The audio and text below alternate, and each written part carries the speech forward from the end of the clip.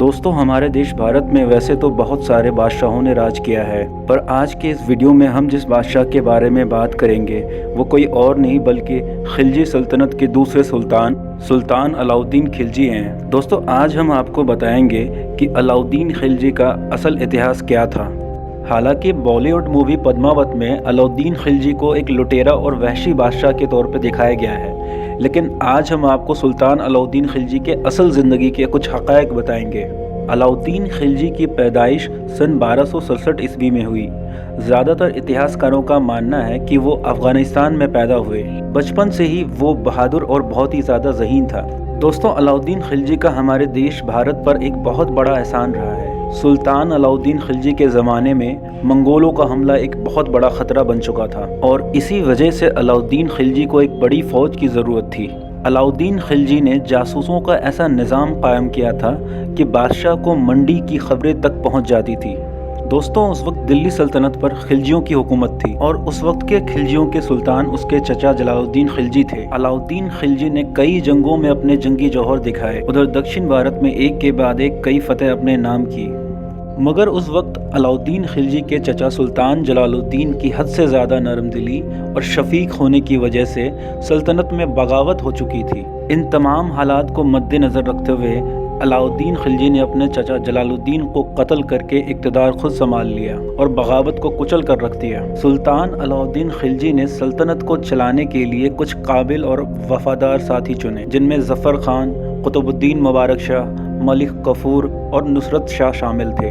दोस्तों उस वक्त मंगोलों का खौफ पूरी दुनिया पर काबिज था। यूरोप से लेके एशिया तक मंगोलों ने हर जगह तबाही मचाई थी। मंगोल फौज जिस इलाके से भी गुजरते वहाँ के इंसानों और जानवर दोनों को हलाक कर देते, वहाँ की औरतों और लड़कियों से जुल्म ज़बर करते और पूरे के पूरे शहर में आग लगा देते। अलाउद्दीन खिलजी एक होशियार, बहादुर और निडर बादशाह और सुपह सलार था। जब मंगोलों ने हिंदुस्तान पर हमले का मंसूबा बनाया तो अलाउद्दीन खिलजी को इस बात का पता पहले ही अपने जासूसों से चल चुका था।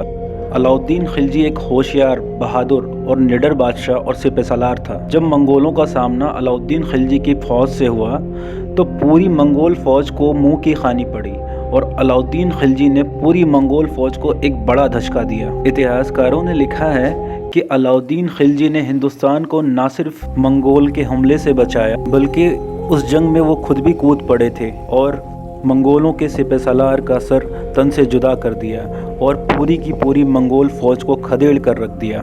अलाउद्दीन खिलजी के दौर में मंगोलों ने कई बार हमले किए। मंगोल जितनी बार भी शिकस्त खाते वो दोबारा अपनी बड़ी फ़ौज लेकर वापस आते और दोबारा हमला करते, लेकिन अलाउद्दीन खिलजी अपनी होशियारी और बहादुरी से उन्हें फिर से हरा देता। इस तरह सुल्तान अलाउद्दीन खिलजी ने मंगोलों को लगातार 6 बार शिकस्त दी और हिंदुस्तान की आवाम को मंगोलों से महफूज रखा। दोस्तों कहा जाता है कि अलाउद्दीन खिलजी वो वाहिद सुल्तान था जिसने लाखों मंगोलों के सर काट के उनकी खोपड़ियों के मीनार बनवा दिए थे और अपने कई किलों में मंगोल के सर चुनवा दिए। दोस्तों मंगोल सेना अलाउद्दीन खिलजी के नाम से इस कदर खौफ खाने लगी थी कि उन्होंने हिंदुस्तान पर हमला करने का इरादा ही छोड़ दिया और इस तरह अलाउद्दीन खिलजी ने अपने दौरे खिलाफत में हिंदुस्तान की हिफाजत की।